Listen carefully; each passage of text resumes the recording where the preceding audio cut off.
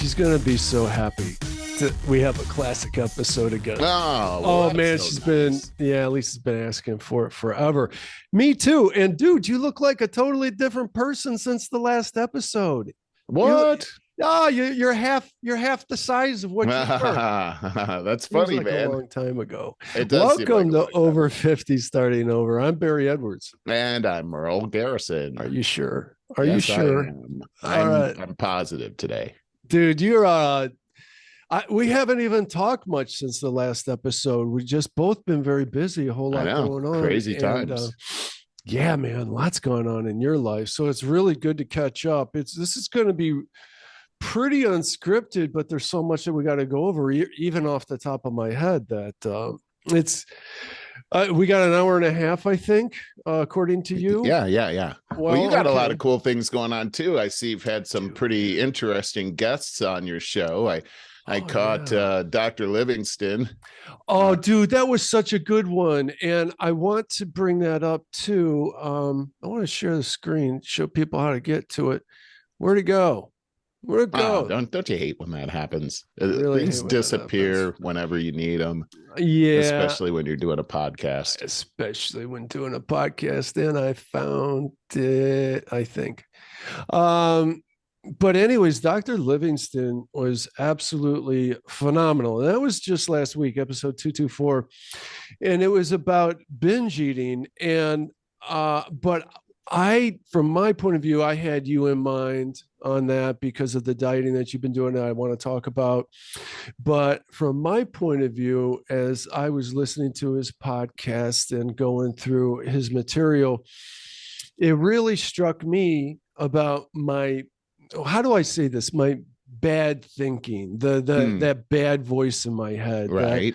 Stay in bed too long, it starts talking to me, or have a big meeting and it gives me all the self-doubt and all that. It's the same voice that he's talking about.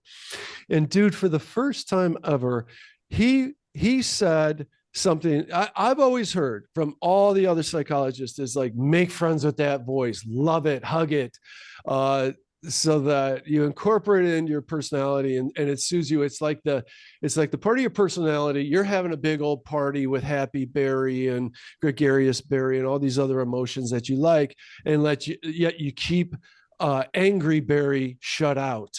And he's banging on the door harder and harder, wanting into the party. And so what they're saying is, if you hide from that, it gets bigger and bigger.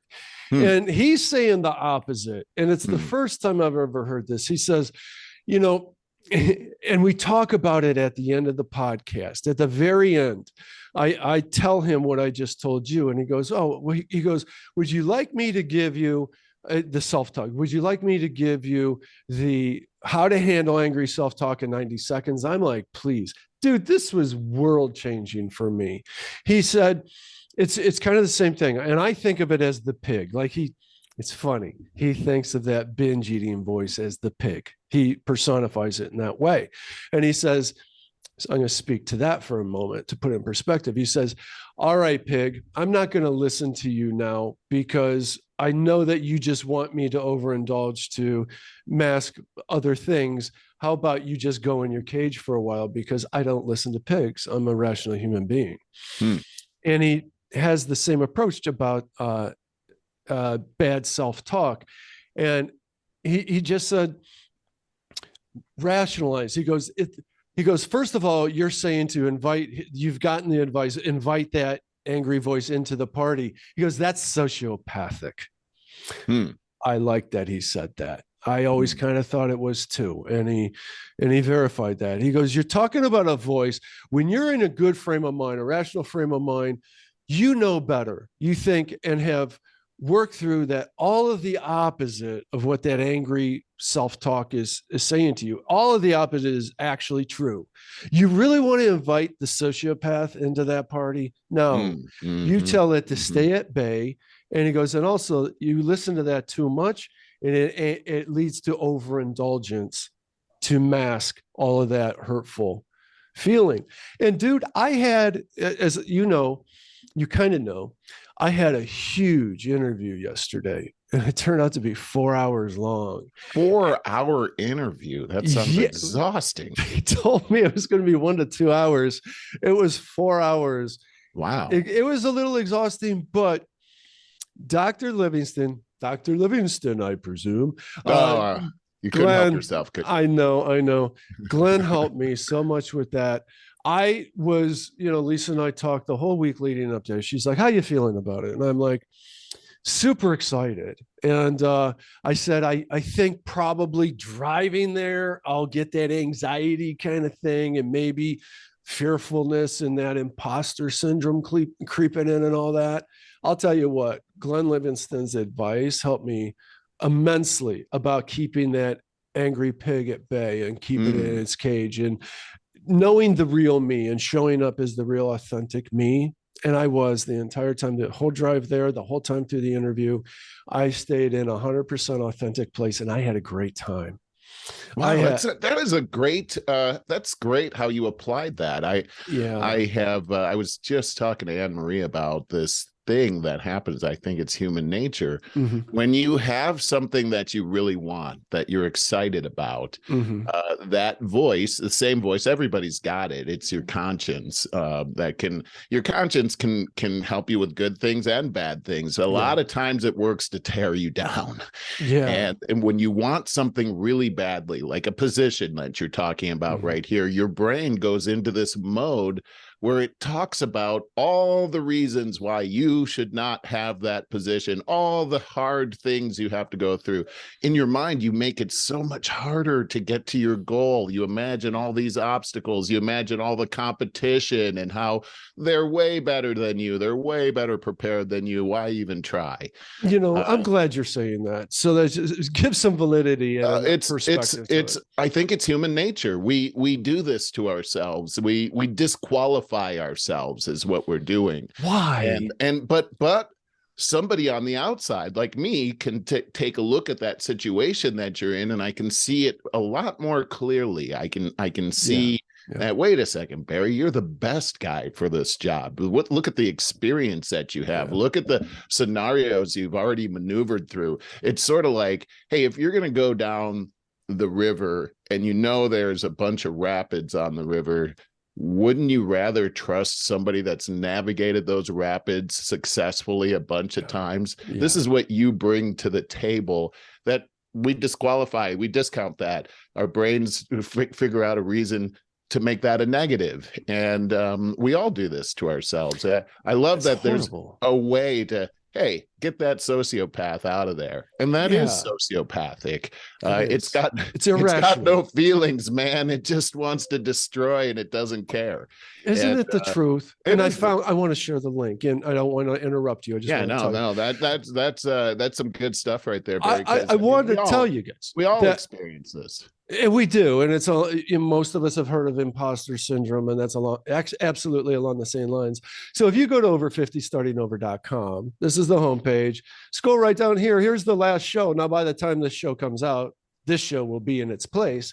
But I wanted to say, if you go right under here and go to all 050 podcasts, then you will come to all 050 podcasts. I really just want to back this up and say, you guys really should listen to this 224 episode with Dr. Glenn Livingston, because it was that valuable. I'm going to say again, for me, it was kind of life-changing. And it really came at just the right time, like divine intervention. And so I had this amazing meeting, and it was with a company that, like, people are, I'm getting this from all my friends. You've been on your own since you were 27. Why the heck do you want to go work for somebody? And here's exactly why. Because when I went on my own, I was a graphic designer. There was not an online yet. But right on the heels of it wasn't online, I started doing website design. And Web 2.0 came out in about 2004 or 5, and that became online marketing. That means web design, content development, social media crap, email stuff. It's exhausting. It's 100% exhausting, and put business development and client relations on top of that.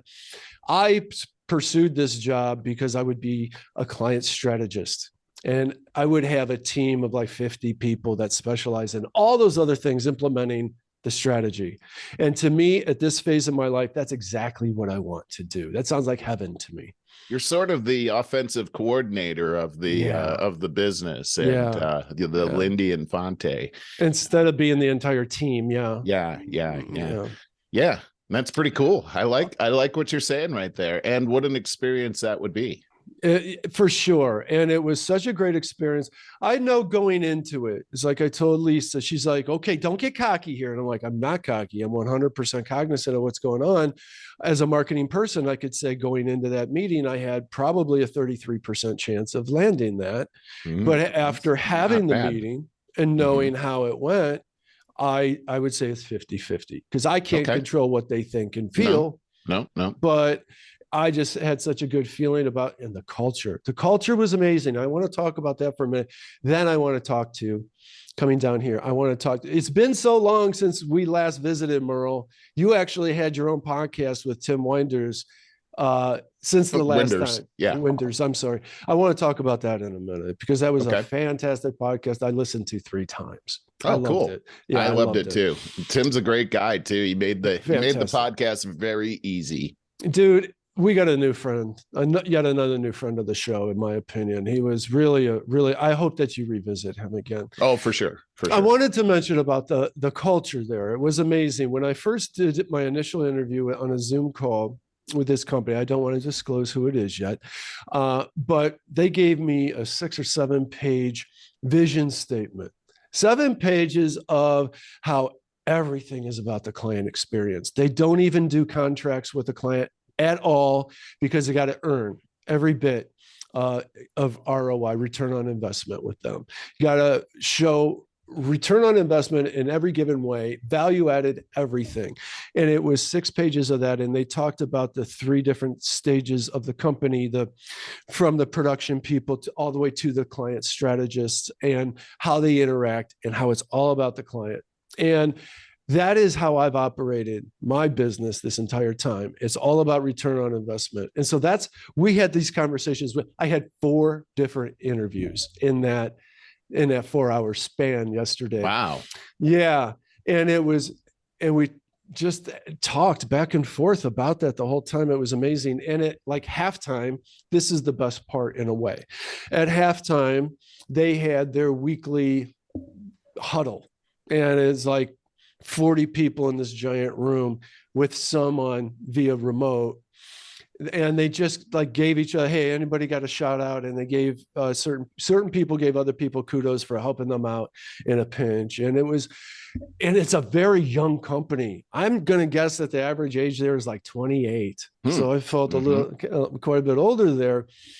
But my point to that is I know what I was like at 28 or 30, in my 30s and stuff. And I was so hampered by my ego and insecurities, and I felt none of that in that room.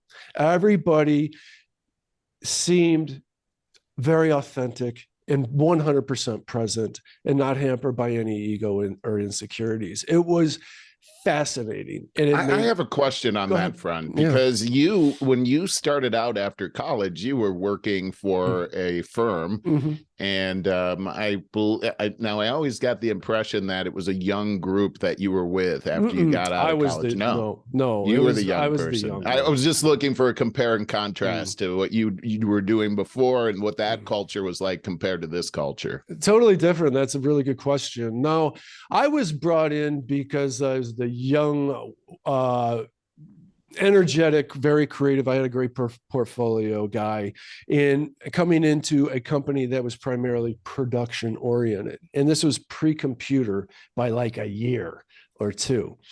And so I came in super hungry into a place where they're just getting through a day. Everybody there is just grinding away, getting through a work day. I come in with all this energy. They're all about their breaks.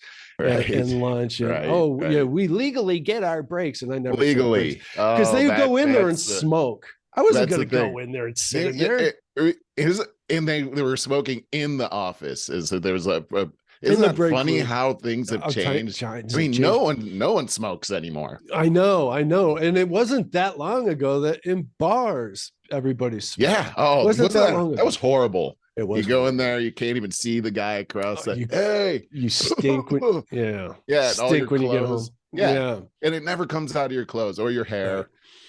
Well, you are stuck on the had funniest little jittery thing. It's oh really no, funny. not that. It's not funny. Oh, it is funny. Oh, guys, if you're listening to the show, you got to go to YouTube and see this. Remember Max Headroom? It's totally Max Headroom. This is You've got to see this thing. I hate it. Did you see it? Did you see it? Yeah. Okay. That was really funny. I hate it. It's something that only happens on Zoom. For me. Really? Yeah. I go on all these others, and it could happen again. I hope it doesn't, but I thought that was hilarious. All I got to do is unplug the camera and then plug it back in again. But hey, dude, I don't understand that. No, that was fine. Tell us about the Tim Winders podcast. I thought it was tremendous. Well, gosh, it was a while back, but December 9th. I thought I had the book right over here, but he wrote a book called Coach. Yeah. It is now I'm trying to remember the subtext on that. It was I'm going to paraphrase another way to go ahead. I'm going to help you with that. I'm going to go right here and I want to click down here on the text itself so it opens up the post window. Success redefined. That's it.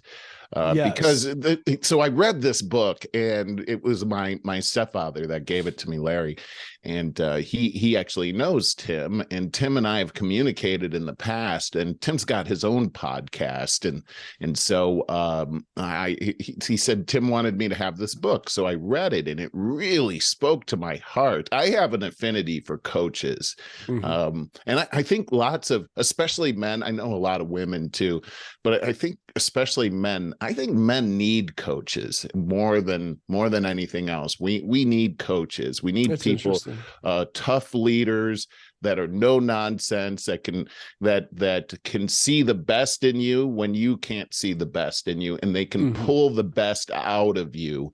And so right away the title of the book caught my attention, and as I started reading it, it just really captured me right away.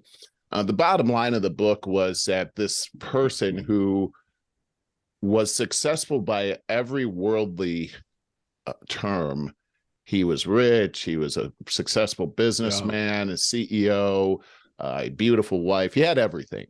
But the beginning of the book starts where he's contemplating suicide. His business is actually about to go down. He's a solar panel owner. Several people have been killed in fires because of malfunctions in his product, and they're coming after him, and he's probably going to go to prison. And so he looks and smells good, but inside it's dead men's bones. And he learns about this mentor who has changed his coach's life that he met, and this mentor becomes a coach to him. It was a coach that he had when he was a kid that passed away. Anyway, this mentor wants to teach him how to have a real successful life, redefined. And this man, he's at the end of his rope. He's ready to try whatever if it worked for this other guy. And so the first thing he teaches him about is love. Well, the guy is like, what are you talking about? Love? That's what I know what love is. How insulting is that? But he didn't know what love is. He knew what the world's definition of love was. Yeah. And that definition is love of thyself. And let me get all the toys I can. And it was obviously unfulfilling. What he learned about was the godly kind of love, which is an agape love, a love of self-sacrifice. It's otherworldly. And when you learn that God loves you with that self-sacrificing love, that's when you can have faith in that God. Because if you think God is out to get you, how could you have faith in that God, right? Like if he's going to strike you down because of all the things you've done in your life, which we've all done, how can you have faith? And that's a really important point there. It's huge. It's a huge point that this man didn't understand. And when he understood those concepts, things started to change in his life. Life started to be, instead of swimming upriver, the life started to be you're flowing with the river. You're using the momentum of the river to create success in your life. Now, when you have these two things, love and faith, now you can have the ultimate thing that really everyone's looking for. even if they don't know they're looking for, which is peace. Or peace of mind. Yes. And because you understand that God loves you, and you have faith in this all-powerful God, and you know that this God is for you and wants you to have blessings, then with every situation that comes, no matter how hard it is, you understand that you're in God's perfect will, and that he's going to move heaven and earth and use you to be a blessing as you're being blessed. And that's really how the book ends. And it really touched me. And I had a chance to talk to Tim about that. And that's what the show is about. It's really about this whole concept of the three things: love, faith, and peace. And, at the end of the book, this man becomes a man of love, faith, and peace. And that's how when I reached out to Tim, I said, Tim, I just want to thank you. You've turned me into a man of love, faith, and peace. Oh, dude. And, that's really what the show was about. That's really wonderful that you could summarize that as you did in the impact, as I just talked about my last show and the impact it had on me. So I just want to encourage you guys again to go out and check that show out. That's 050218, and go to over50startingover.com. And then you can find all those episodes where I showed you a few minutes ago. And I also want to say about that episode that, yes, it's a very Christian episode, but it's beautiful, and I got a ton out of it. I want you to keep an open mind. And I'm a rather agnostic person religiously, but here's what I know. I know everything is made up of energy, and that we are not the same person that we were 7 years ago, meaning our atoms and molecules bounce off of us, and we are somehow simply, every object, every person is somehow bound to something that looks like a physical presence somehow or another. My point to that is we are all interconnected. We're an energy that is for some reason stuck in this physical realm right now. So maybe keep your mind open to that. There's something more to this life than what we just physically see, feel, and hear. And the more that I accept that, the more interconnected and happy that I feel. And I also know that this thing that you call agape love is a vibration. It's the highest vibration. Everything vibrates at a frequency, and the higher vibration that you can vibrate at, the better things go. The more in love that you could stay, the better things go. And if that just really literally translates to, as life happens to you on a daily basis, that you see more of the positives rather than the negatives, and therefore more positives on lock, well, then go with that. But I think there's a little more to it than just that. I think that living in a state of gratitude and love opens up endless doors. And I think that what you're saying, I mean, you're saying what I believe in a very different way, but it's I can't disagree with what you're saying. This interconnection that we have, this and the way that you describe it as vibration at the highest level. The Bible says it's not good for man to be alone, and you can see, as we've gone through these last couple of years, that isolation has really damaged our society in many, many devastating ways. But when we are connected, especially when we're connected through this love that every human is built to have the capacity for, this thing is happening. It's almost invisible that's happening, that unites us, and we're stronger together than we are when we're focused on this this amazing thing. And the thing about it is, you and I have mentioned this so many times on this podcast, but it's so true that life is hard. We have hard things to deal with, but if we can take our focus off of ourselves and put it on our neighbor, our friends, our loved ones, even strangers, it causes, the end result is a happiness and a fulfillment that surpasses understanding. Yeah. And it's funny how connected everything is, and that when you put that good into somebody else, how it comes back to you multiplied. It's like the law of gravity, really. And it'll seem like it's completely unconnected, but focusing on other people is the best way to help yourself. Without question, man. There's so much I could say to that. First, I want to back up and reinforce what you said about isolation. What is the worst thing you can do to a person for punishment? Oh, I tell Anne-Marie this all the time, is the silent treatment is the worst. There's that. But I mean, literally solitary confinement. Yes. It's cruel, drive you insane. and inhumane. It is, absolutely. So that's to stress how much the solid. But that's it. It's isolation. That's what I mean by the silent treatment. Yeah. It's like you're isolated. You're now alone with your horrifying self. Yeah. And then another thing. It's with that pig voice is really, you're doomed to be with the pig voice. There you go. Sociopathic. Yeah. Absolutely. And in the interview yesterday, I've had so many years of practice now. I used to be so in my own head, always in my own head with that stupid pig voice, and trying to think in a conversation with somebody. And all I'm thinking about is what impressive thing I'm going to say next, rather than truly listening. But many years ago, decades ago, actually, at this point, I heard the expression, no one will remember what you say or do. They'll only remember how you made them feel. And that changed my life, really, because that just spoke to me. It's like, oh, pay attention to the other person. Don't stay in your head.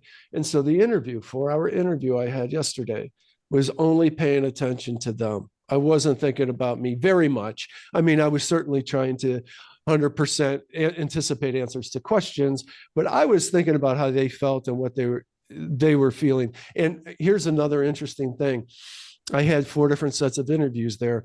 Every single one of them said to me, with your experience, like apparently I'm like kind of overqualified, the experience that I have doing everything that they do internally. I do all the copy creation and design and web development, all of that. I do all of it. Now I want to just be the implementer, the client strategist, right? Every one of them said, so if you come into a meeting and talk about the client's goals and you have all the preconceived ideas of what we're going to do, and yet a team member suggests something different, how are you going to handle that? They're all very concerned that I would be defensive. My ego would be in the way. And I answered every one of them kind of the same way. I was like, I don't have that kind of ego today. And I care about how people feel. I'm not going to create a dust up in there. I would say, I didn't say this, but unless a client relationship was on the line and I knew better, you got to pick your battles, And I know that the harmony with the team would be number one, staying in a state of love rather than ego, thinking outwardly rather than inwardly is my point to that. And we can all learn a big lesson out of that. And it's going to make your days go by a lot easier and with a lot more love. Well, and you talk about how you came in and you listened, and, that's a big separator from competition, because people come into these interviews and they feel compelled to talk. Yeah. And the art of listening is so, nobody does it anymore. People don't listen. So right. when people, that rare person comes in and they're actively listening to you, and responding to you, it's refreshing. Well, let's explain what that is to stand out. First of all, you have to listen to what they have to say. And then, listen so hard that you're looking to ask a question. You're just waiting for the opportunity to ask them a question so that they dig deeper. Instead of thinking about what you're going to say, dig deeper. Always dig deeper. And remember, this has really stuck with me, Barry, and I'm trying to remember the author's name. But you and I talked about this. It had a big impact on my business. Where the guy had really honed in on a practice of listening, so you're listening to the person, and then based on what they say, you say, it feels like what you're saying is X, Y, Z, or because when you say it that way. it, number one, proves that you were listening to what they're saying. And that ends up being such a carrot for that person to continue on, or it inspires other ideas. It keeps the flow of conversation going on. And one other thing that this author taught was he does workshops. Yeah. You did a podcast that largely you were focusing on that a couple of years ago. Well, the other one is after you say, well, you know, I'm going to Tahiti this week, and then you just say Tahiti, and that causes me to continue on. And so we've done this in sales meetings, because we took that book in our sales meetings, and I was responsible for training this whole method to my sales team. And so they didn't know what I was doing. Except for my boss in this particular meeting. There were like 8 people, and I picked the new guy that I didn't know. And I said, and I just started talking to him with that same method. I said, hey, how you doing today? And he said something, and I was just, that sounds like you're feeling pretty good today. Oh yeah, you know, I had this happen and that happened. The best. Oh, that happened. Oh yeah, that happened. Well, we went on for like 15 minutes, and we didn't even know each other. And then we took it apart and said, okay, well, here's all I was doing. And the guy never noticed that I was doing that. It was just natural, but he came away with the feeling that, what a conversationalist Merle is. But I didn't say anything. I just listened. It's so important, man. And it's a lost art. It is. It really is. It's huge. Wait, I wanted to bring something else up here, because speaking of past shows, another one in between the last time you and I spoke was the one that you did with the psychiatrist who is a grief therapist. Oh, and well, okay. Yes, there's actually 2 of them. Well, it was the first one. And here's the thing too. She was a widow, and her husband's name was Ted, and she kept referring back to her experience with Ted. She's in her 50s, and Ted, who she was so in love with, died, and through these relationships she's been able to help all these other people. And so a couple of things. One was, you did that show because of the grief that I was in. For you. It was 100% for you. And first off, I just want to thank you for doing that. Welcome. That was such an expression of agape love, what we were just talking about. It moved me tremendously that you did that for me, Barry. You were really in a lot of pain. Thank you. And just very quickly, my cousin that I was very close to, Sharon, passed away unexpectedly, and it really it took the pegs right out from under me. And it happened a couple days before Christmas, and I was devastated. I couldn't even get out of bed. And we were going to do a podcast the next week, but I could not do that. And then you found this beautiful guest. It was so Sherry or Heather, Dr. HeatherBrowne. Yeah. And it was so like organically put out in front of me. I think I was working with my friend Jim Paluch, who's the author. I had him on twice, and I was trying to get him on a couple podcasts, and I ran across her profile on a Facebook site, and I just contacted her, and boom, it was immediate. It was wow. I think it was. That's really cool. That's really cool, Barry. There's divine intervention. Well, and she had such good stuff to talk about in there. And it turns out she was a Christian also. And so she was able to add not only her professional background to this whole thing, but also from a Christian point of view as well. And here was the kicker, is that one of the first people that I was very close to that passed away was my dad.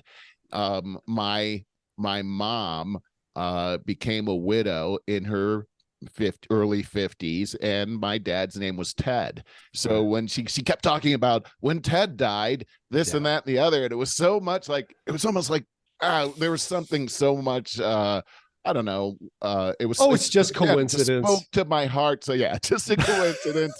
Just a coincidence. But it speaks to what we were talking about this connectiveness that we have, and when we're using this agape form of love, how coincidences seem to happen. Just They like I was do. saying, like somehow this is going to pay you back. It seems like a Yes. coincidence, but this is how some would say the universe works. I would say this is how our God works. Right. This is he's a good God, Yeah. and he loves you, and the more I can dwell into that, the happier, the peace just and so what you did there really helped my soul, Barry. And I sent that over to my cousin Kathy. It was Kathy's sister Sharon that passed away, and that helped her as well. Dealing with grief, man, we don't know how to do it here. We don't. And here's another thing, another nugget of what we were talking about is that, it's what you said. People don't remember what you say or do, but they only remember how you make them feel. So that's it. People that go to a funeral are a lot of times very nervous about, oh my gosh, what am I going to say to this person? Mm-hmm. And what I want to tell you very clearly is that it doesn't matter what you say. It really, what people remember is that you were there. You showed up. That's it. That you were there. And she said, and it's a terrific podcast. I really encourage you guys to listen to that. You'll get a lot out of it.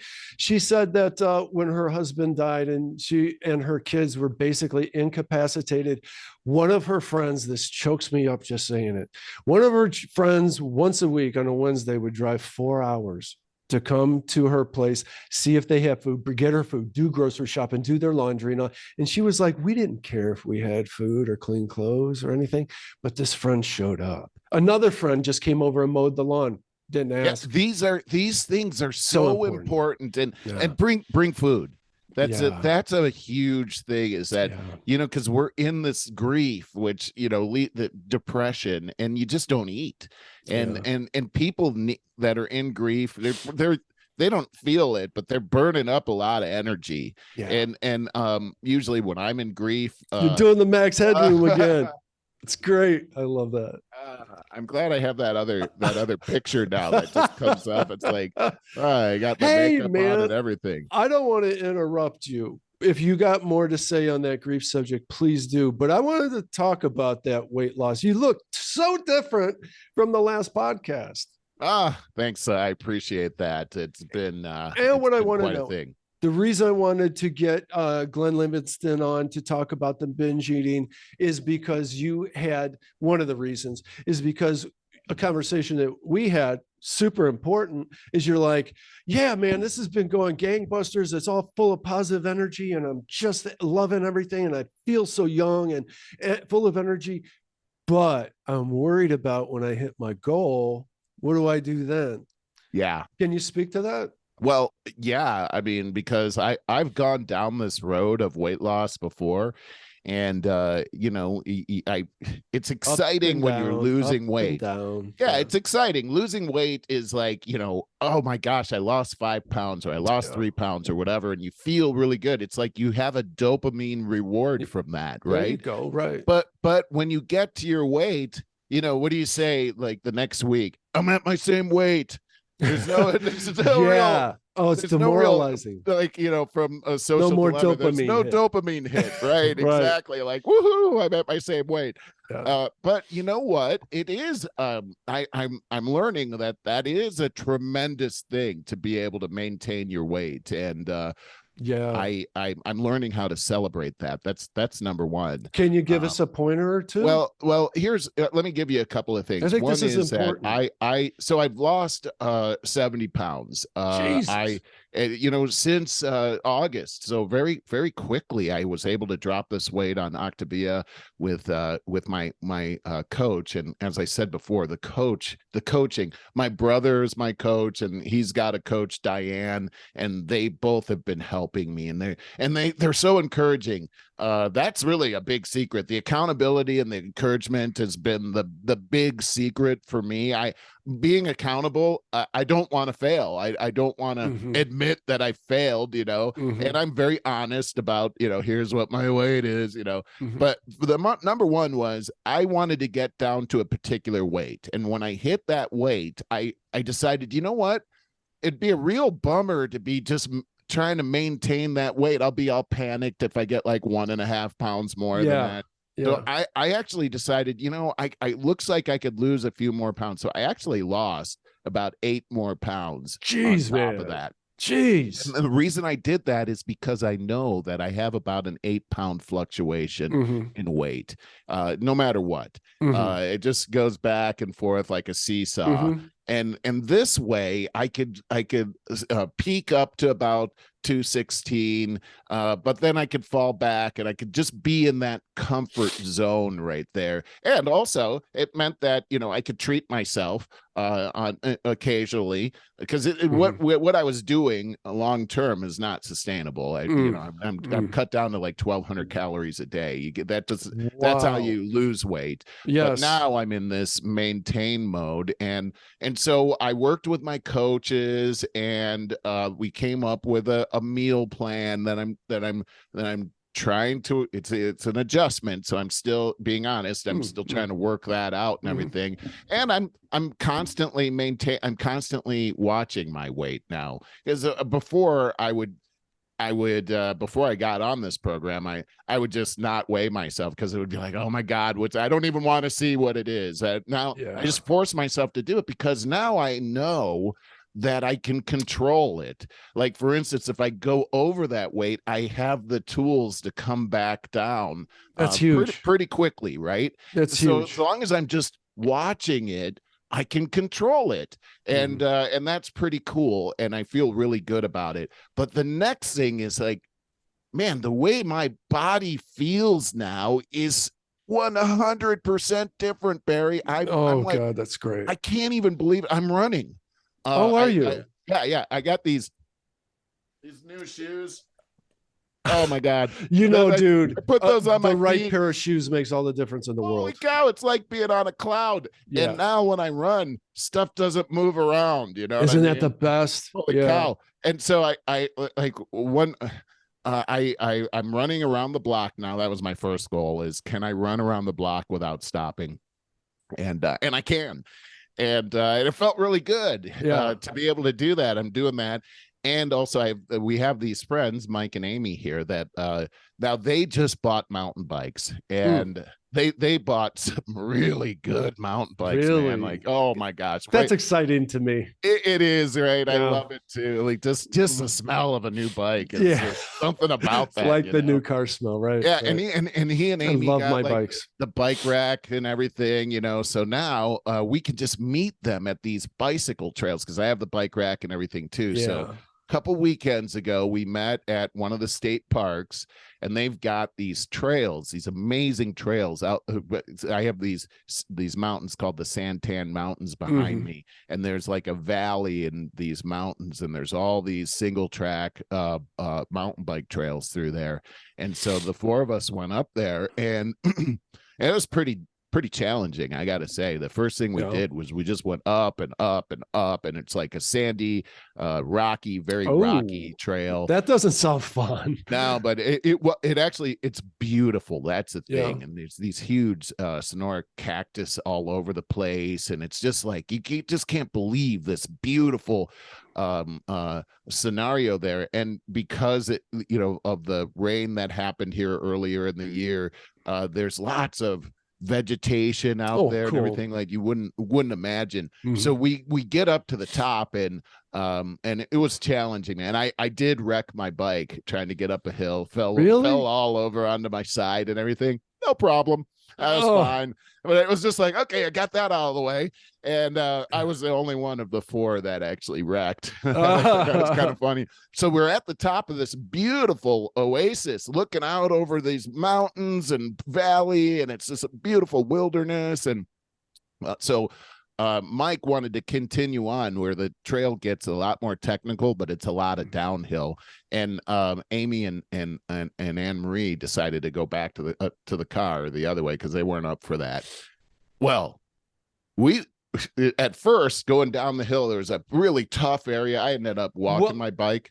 Yeah, I was gonna say it sounds really dangerous because you described loose rock and sand. Yeah. But then after that first part, Barry, it was like everything I had learned from the times that I was doing that kind of stuff when I was in college totally came back to me. It was like suddenly I felt just like I was in college again. And I was romping on these hills and trails and curves and jumps. And it was just like, woohoo! That's so cool. I was you amazing. and Lisa had a couple texts about that. Yeah. And the other thing too was Mike was right behind me, man. And he was a rock star back there. Mike is like 20 years older than me. Oh, okay. He's maybe he's 15 years. Mike's in his 70s. And he rocked that stuff. Wow. I want to be him. I do too. I do too. I will be. He's awesome too. So anyway, yeah, these things, now I can do these things. And I mean, after we climbed a huge hill too, it was like, how are we going to do this? And we did it. The bottom line, I'm just a new person here. I've got a new lease on life here. It's miraculous to me, Barry. I could talk about it all day. And I like that. I want to just say the most beautiful thing about this, the takeaway here is between the podcast with Dr. Livingston on binge eating and your ability to overcome the compulsive ups and downs of dieting that everybody gets sucked into. And as you said, you get the dopamine hit about going down. Where's the dopamine now? Well, and that speaks to the compulsive addictive behavior that is the up and down of it that you have to overcome. And you're living proof of that. And I want to mention again, the website, if anyone is interested, is Optiva.com. Is that correct? Optavia. It's Opta, like optimum, via, like life. Oh, that's easy. Optavia. Yeah. Okay. I'm sure if you put something even close to that in /diet or something, you'll find it. Well, and here's the other thing too, is that it's really the coach that makes a big difference. We talked about coach with Tim Winders and my affinity towards coaches, really coaches that use the carrot to pull the best out of you. Those are the ones that I'm most attracted to. And I've got two of the best. If you're looking for that, just reach out to the show. Really, Barry, you can get information, but reach out to the show. We'll plug you into them. Yeah, absolutely. I'm really glad that you shared that. And what a lot of fun talking about some of these key podcasts that we did recently. I know, right? So fun. Yeah, and we've had quite an experience over the last couple years here. Haven't we? Really have. We really, and we've created a culture around the show. Yeah, absolutely. It's changed many people's lives because we have people that listen regularly and they get a lot out of it. And we've created a community, even like my parents, they're here. They just got here last night. And they've gotten to know you so much better. And they enjoy the show, they talk about it. It's just a neat thing that's a part of our lives, a part of a lot of people's lives now. Yeah. Well, I'm just really happy to be able to share this and share it with you. It's been way too long since you and I got together here. I got a couple other things that are going on here, Barry. Okay. So now, of course, I'm working for Spoke now. Started a new job with Spoke. It's a new old job. It's kind of fun to be able to do this. Yeah, this is my third tour with this company. The form of a company. It's changed a lot. They've changed names. I worked for Arch Wireless, which became a part of Spoke and is part of Spoke. That's their wireless division now that they have, and then I worked for them I guess it was 2020 to 2021, and due to some unfortunate circumstances, I ended up having to part. But on good, we were friends when we left, and when things changed, it opened up again for me to come. And so I'm doing that now. That's my full-time job. And on the side, nights and weekends, I'm still working Black Ops Partners, and that's going well as well. Some important work there. Go ahead. Very important. So with Black Ops, we have started a new podcast series called the Black Ops Report. And we're also doing something. I didn't know this. It's all brand new. Mm. And we're also doing something called the CEO Minute. So this is all centered around Casey Fleming, who is an expert in corporate counterintelligence and business wargaming, and he is plugged in with the intelligence community and really understands this. But the subject of the Black Ops report is a series on Cyber Talk TV. The series is on unrestricted hybrid warfare. And we've talked about this a bit on the show. Long time ago. But unrestricted hybrid warfare is really a form of warfare that goes back centuries and centuries, but it's everything short of conventional war. And we're talking about, espionage, we're talking about psychological warfare, religious warfare, legal warfare, all these things. They're leveled at all of us here in America right now, but most of us are very unaware that this is happening. So what the series does is it's an education on, first off, what is unrestricted hybrid warfare? Where did it come from? What's the history around that? Then it's, why should we care? How does that affect you? And how does it affect me? And we go into that. And then our goal is to talk about how we can get through this together. So I'm going to say briefly, I'm sorry, I pick right up there. I'm going to say briefly, how does it affect you personally? And I want to make this hit home for everybody right now.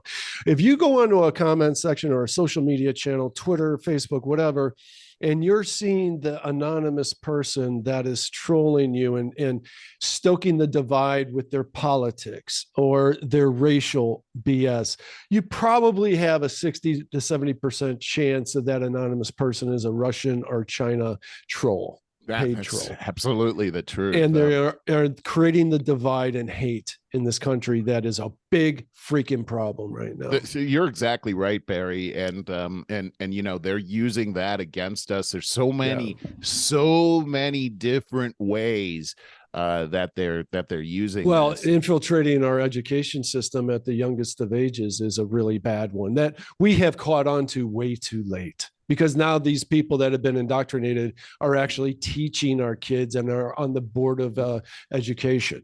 It's awful. It really is, and there's so many ways that this is affecting us, and it's called unrestricted hybrid warfare for a reason. It's actual warfare. Yes, it is. You're in a war. And the problem is that if you don't know you're in a war and you're just tiptoeing down through, there goes my I know. I wasn't going to say anything this time. I think it's funny. Doing the Max Headroom thing again. Listeners, it's funny that Merle kind of gets stuck and his head goes back and forth vibrating. It's pretty funny.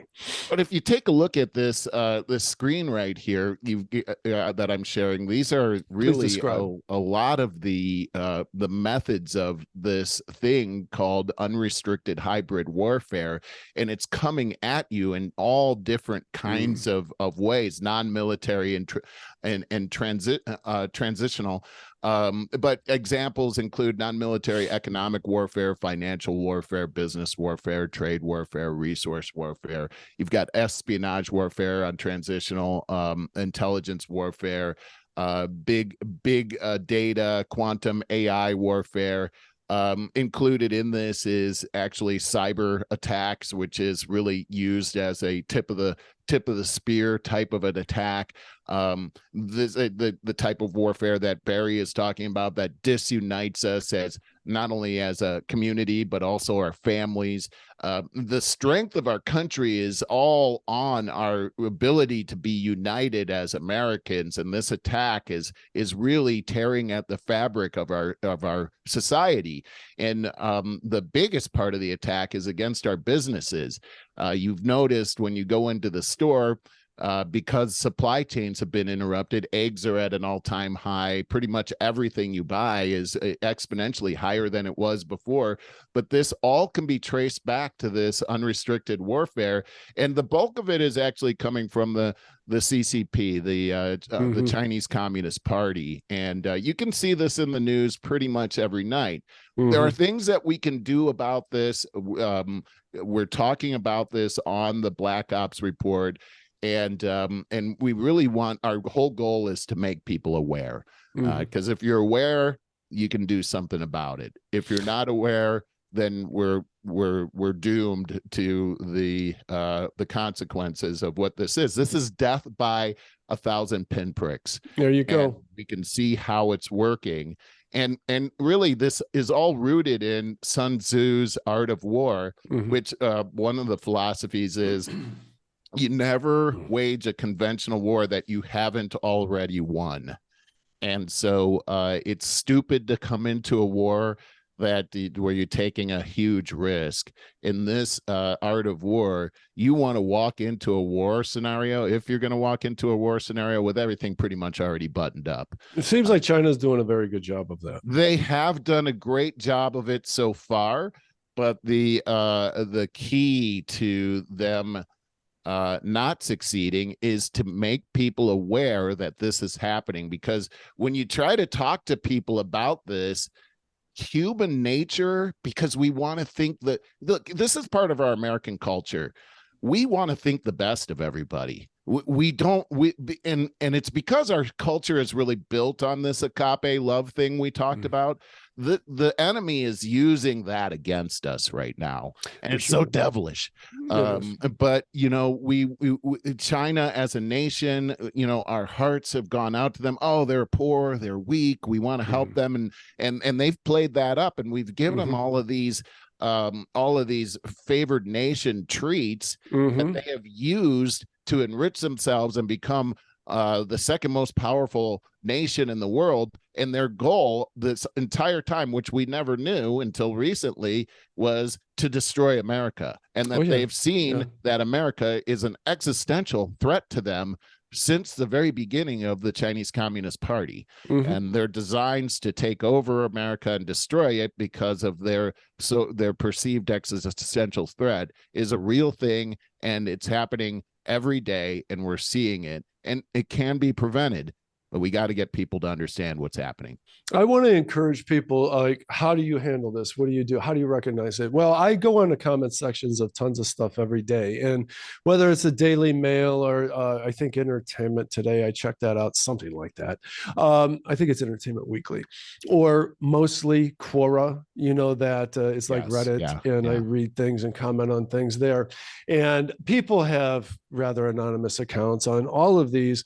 And when you see somebody fanning the flames of politics and calling you, oh, you're a MAGA Trumpster, and or the other way, talking about whether far left thing it is, and when you see that thread expand, I always comment on it. Oh, well, you're obviously a Russian or China bot, because your comments are coming straight out of the playbook, and they'll go ahead and comment once again in the same regard. I mean, these are literally right out of a playbook.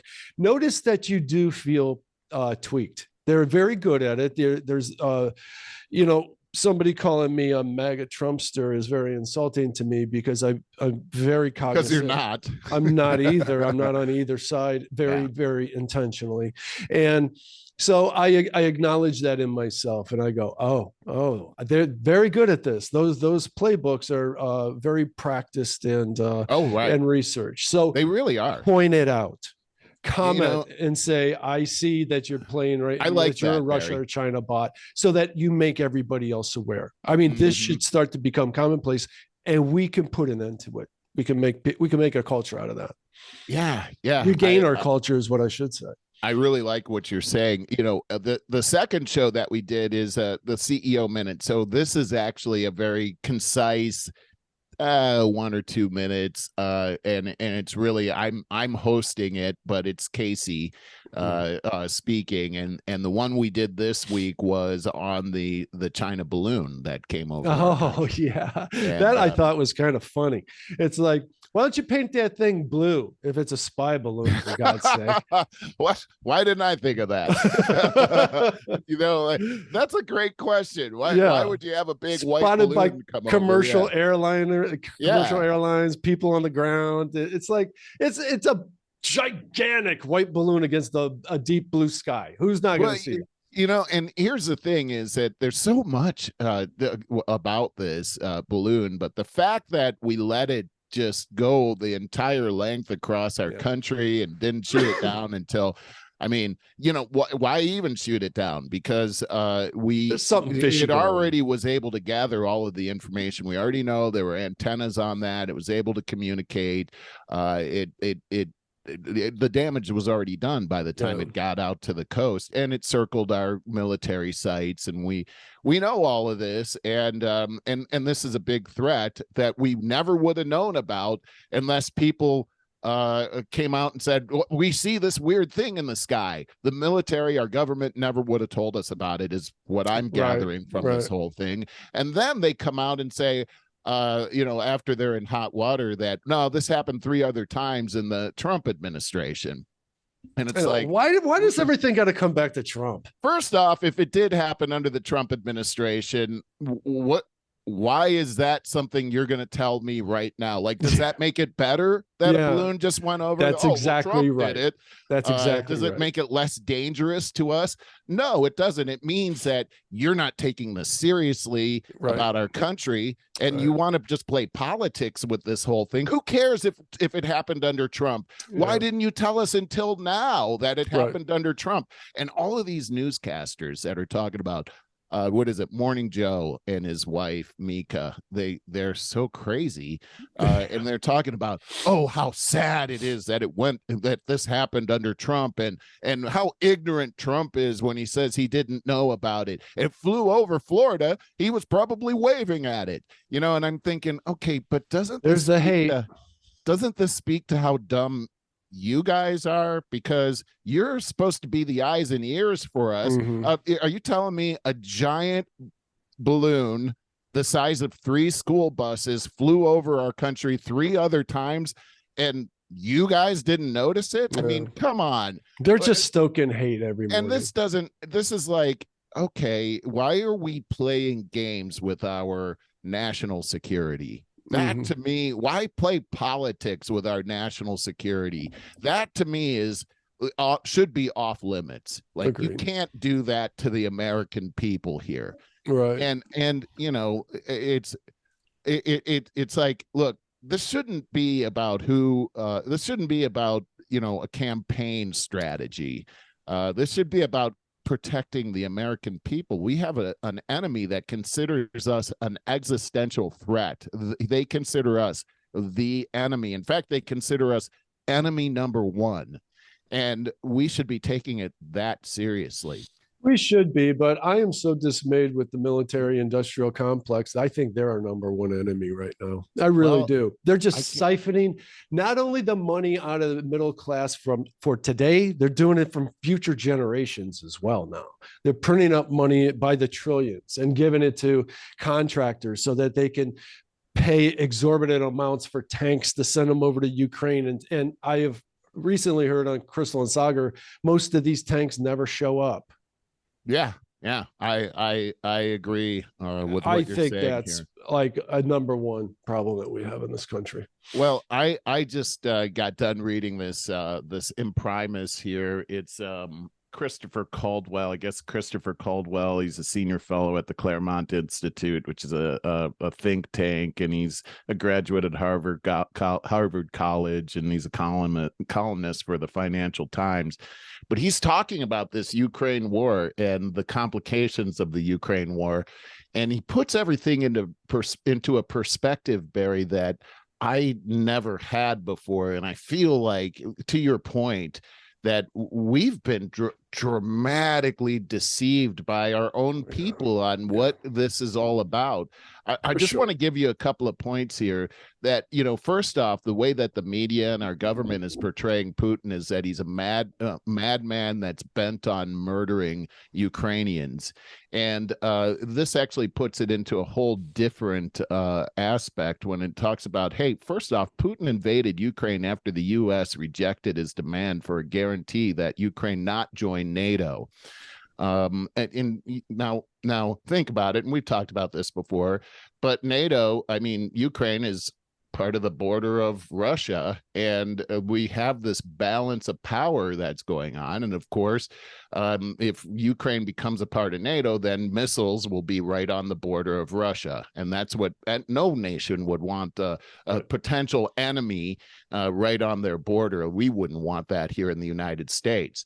But it goes on further to talk about how that when the Ukraine became independent after communism fell, and the wall went down and everything, they became an independent nation. But of all the nations that were a part of the Soviet Union, Ukraine was actually the most Russian. The language they speak is Russian there. They've been a part of Russia for a very long time, but they ended up getting their independence. Although they got their independence, they were still very much Russian oriented. In fact, when you take a look at the geography, Crimea was strategically very important to the new Russia that now isn't the USSR.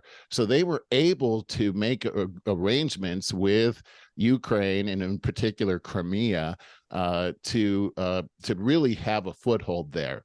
Take a look at Crimea in the Black Sea. It's a big peninsula. And because it's a big peninsula, it is a strategic battlefront. From Crimea, Russia has been able to maintain its southern border and protect its southern border. It's also an entrance to the Middle East, Turkey, and also to Eastern Europe. So for the last 150 years, Russia has had the Crimean Peninsula, and they have their southern fleet there.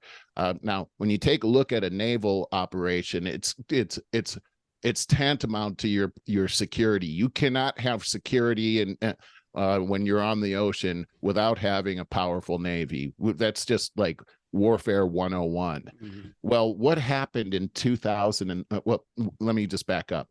When the independence happened, Ukraine, much like Russia, becomes run with a lot of corruption. The oligarchs are stepping in, and so these business tycoons now are pretty much running everything.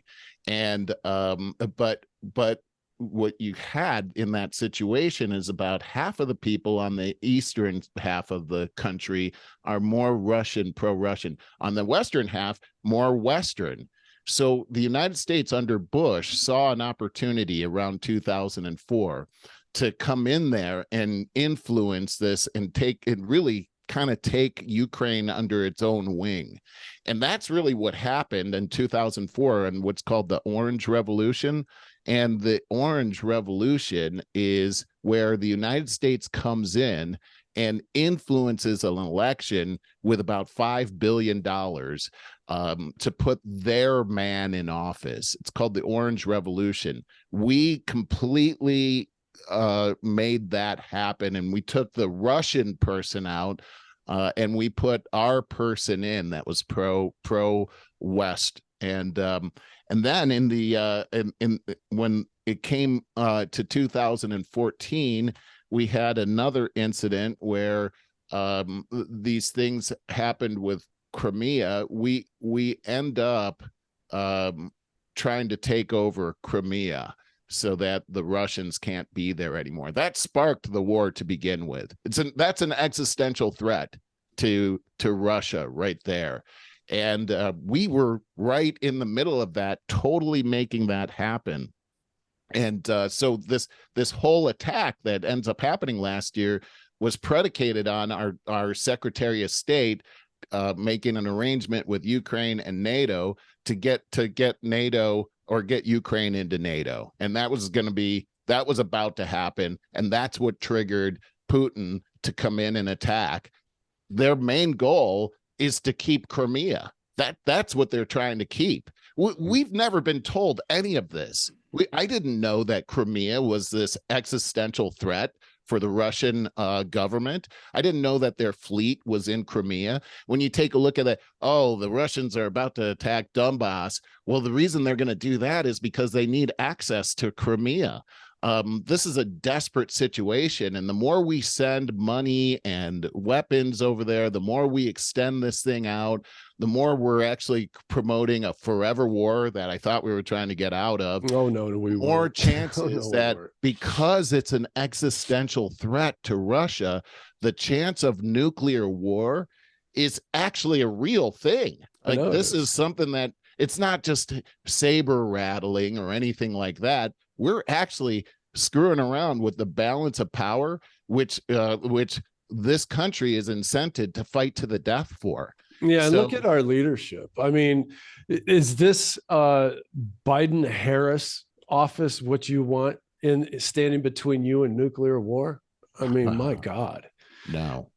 Speaking of that, I got something I want to share with you that you're going to love. And it's a YouTube video, and it's Kyle Dunnigan's channel.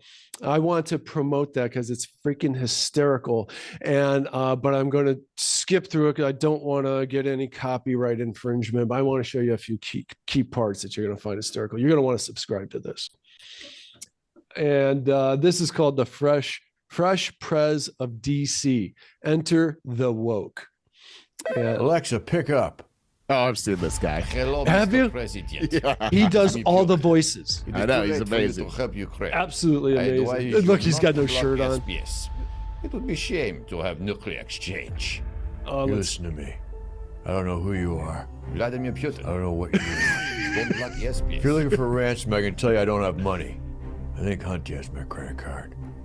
What I do have is a specific set of skills. Can he not see me? I will find you. Whispers. And when I do, and moved to like DC. Dr.HeatherBrowne this is the gave intro. a job to me. I shuffled around and sucked fingertips. Made a big speech, kissed the boy on the lips. What are you looking at? Oh my I wrote God. the damn bill. I hold the lady. Get your face out of your ears. He's Jameson, handsomest cool guy around. Pete Davidson. Is that him again? Yes. Oh my Why am I gosh. here? It's crazy. Pete, your country needs you. Okay. It's top secret stuff. First, I gotta know. Can you keep a secret? I guess. What? What? You better just do it. There's no getting around it. Trust me. Ben Shapiro's his butler. There you go. Like, watch this. Watch this. There you go. Bennifer, come on, get on top of the sandwich. Calls him Benifer. I'm sure how I'm supposed to just. Look how little he is. There, everyone, hang on tight. I don't understand why we can't just take the stairs. Dude, you got to see when we get to America's facing a Pelosi. crisis. The sovereign nation of Ukraine is under attack. Good Now at my the boy Hunty situation, can't bro. even do his job. All right, let's meet the team. Pelosi. Oh my God. This is New terrible. scientist Jeff Goldblum. He's a master of knowing when things are about to go him wrong again. and knows a science thing to say about it. God makes man, man makes bunker. Bunker is where we are. That's him Bunch of again. ducking That's from dead on. He Facebook. does every one of these He voices. created a whole other universe. He'll also be our friendly alien robot for comic relief, like CPP Throw from Star Wars. I'm not a robot. I'm a human man. Alex Baldwin, a marksman. He has the power of firing a gun without even pulling the trigger, man. All right, I got to get to this. You Give him a can taste. watch this. Without even pulling the trigger, man. Oh, wait a minute. I got to back up. Is that? Oh my God. Bionic vagina, baby. Oh, I wanted to miss that part. Pansy Filoni, our clairvoyant. She can predict what stocks will do before the common man. I just get a feeling, then I pass along. She also has the power to start fire with her skeleton hands. Give him a taste. Flame on. And finally, your team leader, the finest guy I know, my boy Hunty. My boy He's Hunty. got the inside track. He's been working for a Ukrainian petroleum company for $80,000 a week for the past 5 years. Thanks, Dad. I won't let you down. I'm proud of you. Look at me in the eye and let hear me say this. I'm proud of you, son. Fix it. I got to Get get it to done. the woke So the part. plan is there's no plan. Sir, you built a secret bunker, gathered people with very limited skills, and now expect them to fix the Russian invasion of Ukraine by the end of the weekend. That makes absolutely no sense whatsoever. Oh, shut up, Ben. Limited skills. I've got a goal. I For don't us to turn on each other. Well, so far this has been a complete embarrassment for everyone involved. I hope they made you sign an NDA from our friends at eForms.com. eForms.com makes the idea of Wait a minute, paying that's a not lawyer the to draft part. your legal documents absolutely absurd. But aren't draft luck, Beneford? All right, everyone gather around and rub Beneford's Frisbee hat. Absolutely not. I am leaving. This whole thing is 100% bonkers. None of you are qualified to work at a Burger King, let alone save the world. Sweetheart, look out for the banana. I should have a long Beneford, time look ago. out. The crap I put up with is Banana absolutely peel. ridiculous. Your engagement with the banana is imminent. So if you'll excuse me, I have to go back to God. Jesus, holy Mary, mother of God. Oh my God, my eye. Ow, my other eye. Did we? I'm fine. I feel fine. Are you okay, dude? Stop assuming my gender. Oh dear.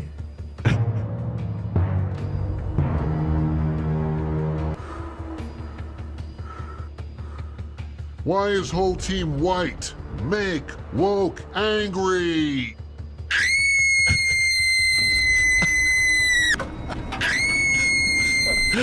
That's all I'm going to show. Oh I thought my that God. was hysterical, especially that screaming. He's the woke blue hair, that high God. pitched scream. I love that. I watched a ton of his channel. He is hilarious. It's addictive, actually, the writing watching is this. terrific. Yeah, it's way more exciting than the real thing. Yeah. But I imagine that must be what it's like in the Oval Office these days. Right. Oh God, I would imagine. Now let's talk about, because we haven't been together in a long time.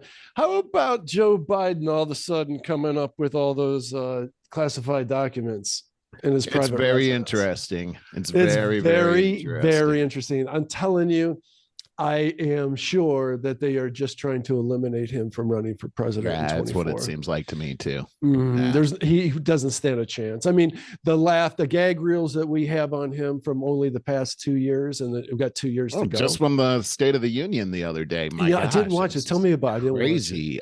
Well, first off, it's the thing that really struck me right away was his speaking and his cadence, and I mean, much of it I couldn't understand because he's slurring his words. I mean, a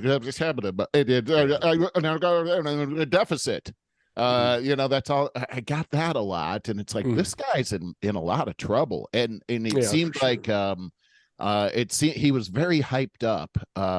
He was speaking very quickly. I haven't heard him speak that quickly before. And usually, you know how you watch the State of the Union, and there's always every couple minutes, not even a couple minutes, every 30 seconds, everybody stand up. And God. But he would talk through the clapping. Like usually they pause and they wait till they said, but he would just keep on talking, talk really fast. And I thought that was odd. Yeah. But then he challenged the Republicans several times. I saw that. I saw highlights. You probably saw that. That's probably the thing that comes out of that whole thing that's going to be the most popular thing. And the only thing you're going to know about what he said is these things that cause divisive actions. Yeah. And I thought it was ugly. I have not seen... Really, I remember somebody yelled liar to Obama one time. Margaret, you talking back. This was back a few years ago, and it was like, scandalous, but this was more like this back and forth that was happening between Biden and the Republicans, and Biden was goading them with really untrue statements and trying to get them get a response and then get them it's so divisive. I saw those parts. Get them to stand up and say they're not going to get rid of Medicare and Social Security, which that wasn't on the table anyhow, but he treated it like that was a win for Biden right there. And it was just, the whole thing felt disingenuous. It felt like a trick. It was like everything that he with all of these terrible things that are going on right now. He made it seem like, well, America is so much better than it was 2 years ago. And it's like, man, I know we're on the brink of nuclear war, dude. Do you see that? Continuously. Society is falling apart all around us. And have you seen the Twitter files? Because if you take a look at that, and I don't know if you've been looking at that, it's showing that the federal government, I was thinking, man, those Twitter guys, they're really bad. The way that they censored everybody and the way, how how arrogant.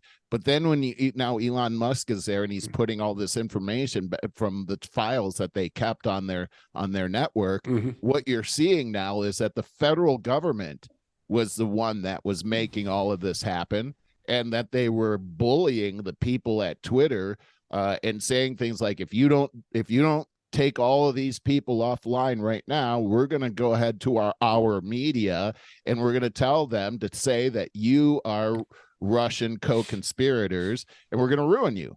And they had the power to do that. So it was the FBI, the DOJ, and Congress people were consistently all up in there pressuring them to do all of these things, namely the Hunter Biden thing that came out in the New York Post. That was a big deal. Here's a huge thing that came out of the Twitter files, was that for months, first off, the FBI knew when Hunter Biden took that laptop to the repair shop. They knew it was there.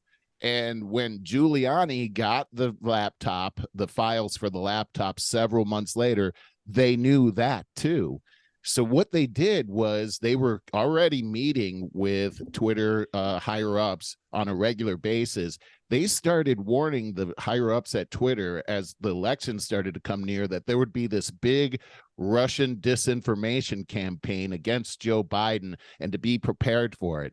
And so when this whole story broke with the New York Post, the people at Twitter actually believed that this is what the FBI had been warning us about all along. This is Russian disinformation. So they actually believed that. But it was because the FBI had fooled them into believing that for months ahead of that. That's dastardly right there. Yeah. And when you think about what I was talking about earlier about Ukraine and the Orange Revolution and how they changed the election there, it's the same tactic that they used here. So the tactic that they've used on our enemies through the CIA, they're now using on our people, which is a pretty scary thought to me. Yeah, it is. The FBI, the IRS, we've talked about the military industrial complex. Like I said, I think we're our own worst enemies. I think you're right. Whatever is going on with Biden's office and whoever's scripting his stuff, because he doesn't even know what he's saying. Right. But he's not even saying it well. He's not. But I swear to God, it seems like China's running that office. Doesn't it? It seems like them and the WEF, the World Economic Forum. You're right about that. But they have this immature tactic of, if we say it 5 times, it becomes true. They'll tell you absolutely blatant lies over and over again. And then he likes to call himself the unifier. And then just say a bunch of divisive stuff, like in your that's face. what he did during the State of the Union. That's my point. He comes in and he's the unifier, but he actually divides everybody right there on purpose. And then once it starts to divide, he throws gasoline on it. And then calls himself the unifier. Yeah, no, and it's kind of blatant, but we have a pretty uninformed and dumb majority of this country, and they fall for it. One of the things that I thought was absolutely over the top was that he started talking about the border, and as you know, we've had about 5 million people come across the border since he's been the president, which is bigger than most of the states that we have here in this union. It's alarming. It really is. But what he said was he talked about the problem and said that Congress had done that Congress was to blame because they hadn't given the administration the tools to be able to control. So pass some laws over here. And it's like, so really this is Congress's fault? Because we didn't really have a problem until you became the president. And you're making it seem like Congress has done this terrible job and they can't get stuff passed. I agree. Congress has done a terrible job. But to put all of that blame on Congress when he's purposely pulled levers to make sure these people come across and incenting them is such a deception. And I mean, it was hard, like to your point, it was hard to watch that whole thing. Yeah, I didn't. But you know what I did watch? Is it Sarah Sanders or Saunders? Sarah Sanders Huckabee. Is that it? That's it. Yeah, that used to be his press secretary. Used to be Trump's press secretary. Right. And boy, she's smart as a whip. 40 she years really old, is. Now governor of, is it Alabama? Arkansas. Arkansas. That's where her dad was previously the governor. I didn't know that. Fantastic. But she talked about the age factor of, what we've been dealing with here for the past 8 years or whatever it's been with Trump and him, and he's out of his damn mind. And I think she was, and she didn't say anything opposing Trump, but it looks like she might be positioning herself for a run.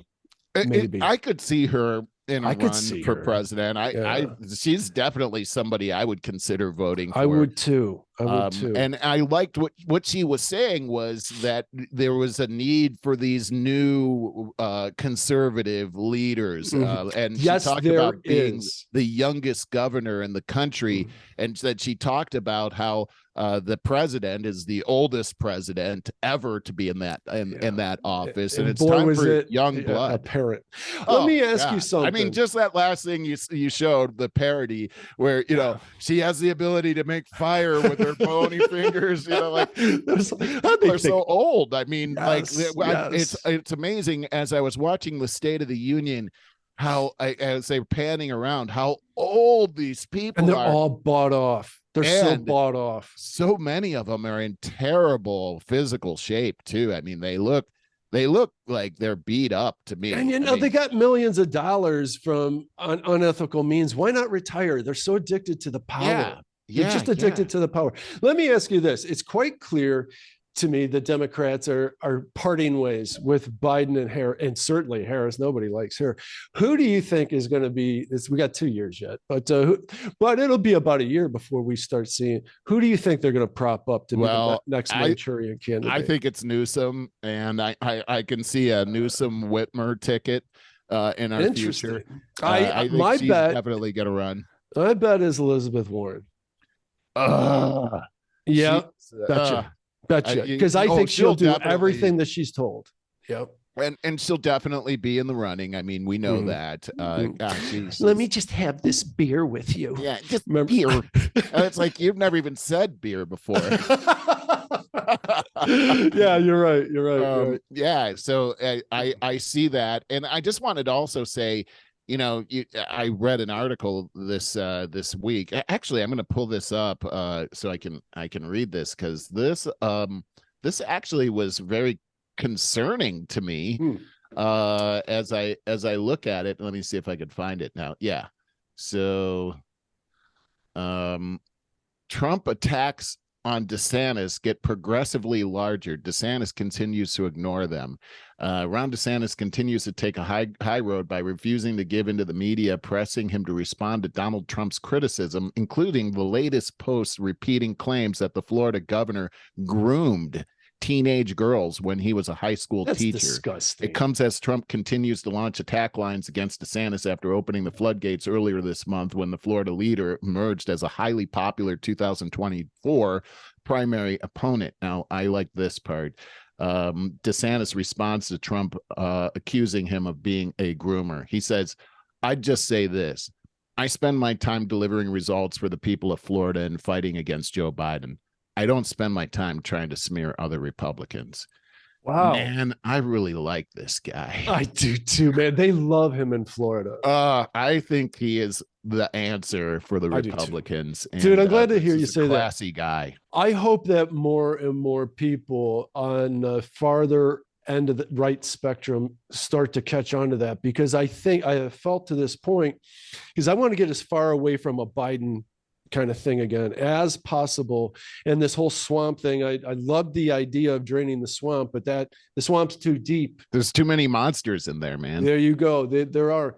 And so we really need younger, fresher, better blood in there. And I hope that more and more people on the right part ways with Trump and all of that agenda, because it's so divisive. It's divisive amongst the party itself, and that's what would ensure another victory on the left. And I don't mean to get partisan on this.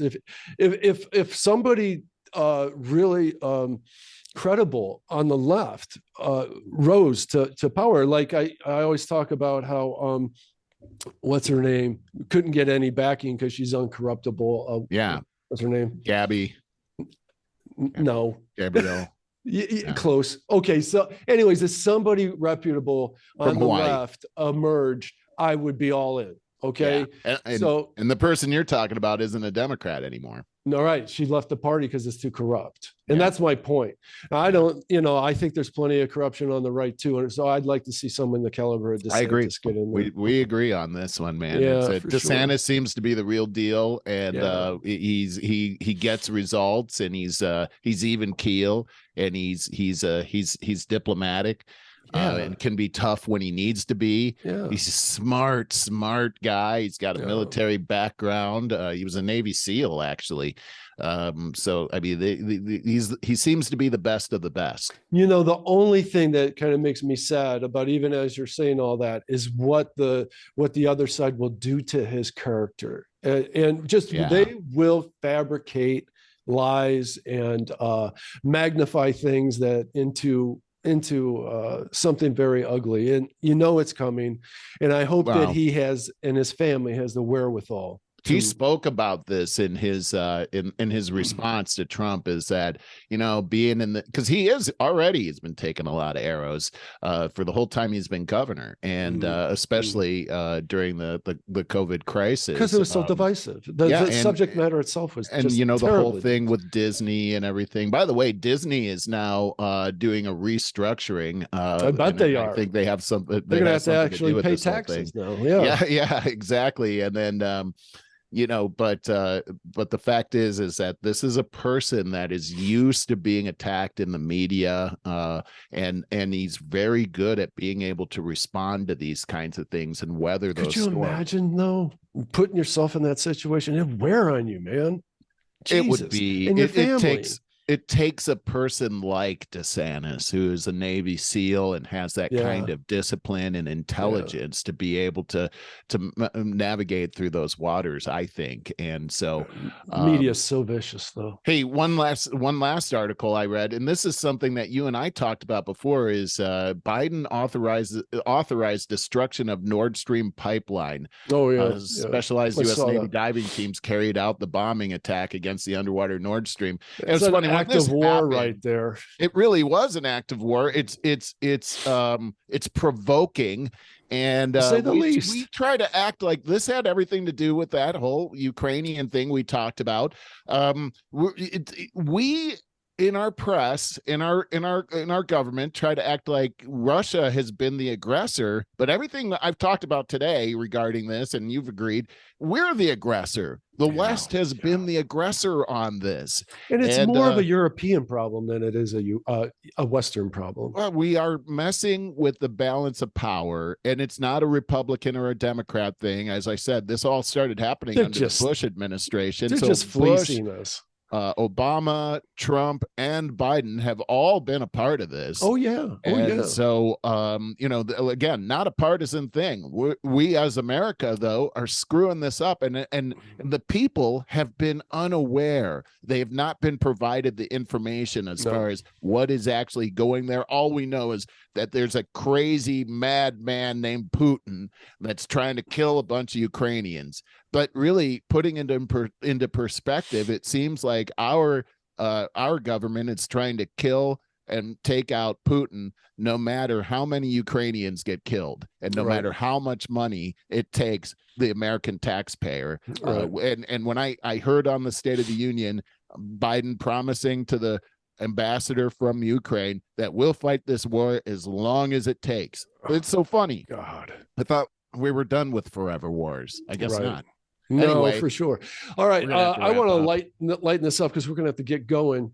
And I wanted to share something. And I wanted to, for the last couple of months, I've kind of discovered a dog meet and greet that we do in the morning about 7:45 to 8:30 in the morning at the lake across the street. And there's usually between 3 to 7 dogs there, Charlie, and they all get to play and run around off leash and play. It is tremendous. And most of us don't know each other's names, but we all the dogs are like best friends. This is 2 months every day, And I met a guy this morning. Well, I didn't meet him this morning. I've seen him as part of the crowd for quite some time, but we left together and we walked almost all the way home together. He's a genetic doctor, a doctor of genetics at Case. Fascinating guy, older guy. And we just, I asked him about CRISPR, which is genetic engineering and stuff like that, and teaching in general, got into AI and chat GBT. And it was fascinating. And, other members of our group are from the Cleveland Orchestra. One's just retired from the Canadian Orchestra. It's like, I am rubbing shoulders with these fascinating people, and all we care about is our dogs. And I just wanted to show you a couple quick things. That's Charlie in the orange vest. Yep. I see 2 golden doodles there. Yes. Oh, yes. Oh, I love that. Those are some great looking dogs there. That's Charlie. Yep. Yeah, they I are awesome. Charlie's voice. Look how good they are. Charlie's hungry.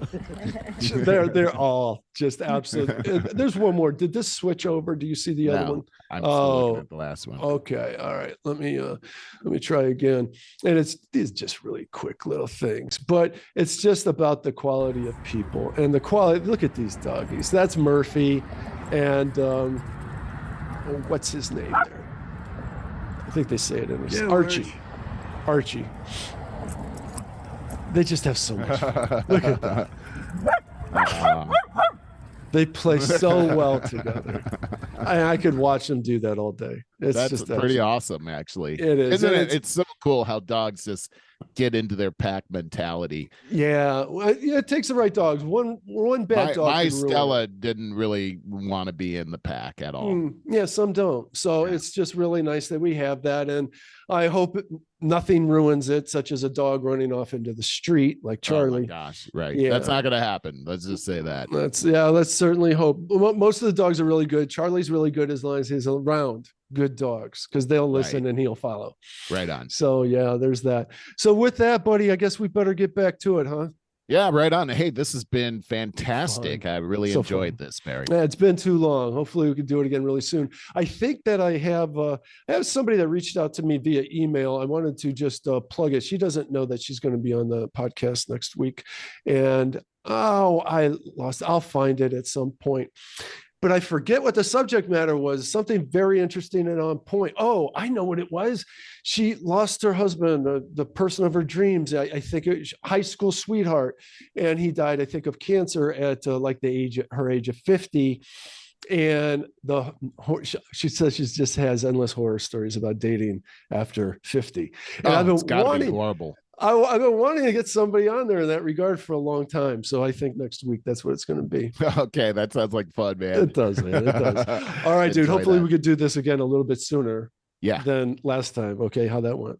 I want you to have a great weekend, buddy. You too, man. Making my annual roast tomorrow. Oh, that's going to be great. It's our 14th anniversary this Valentine's Day. So, oh my gosh, that's amazing. Congratulations. Thank you. To you and Lisa. God bless you. Thank you so much, brother. I love you. Hey, go to over50startadover.com, sign up, get all this to your email box as it happens. Hey, if you check us out on YouTube, please give us a like and subscribe. If you go to Apple Podcasts, please give us a 5-star rating. And that's how you should listen to it on your earbuds while you're shopping or whatever, or working out. All right, guys. Right on. Love you. Have a good weekend. Bye. You too.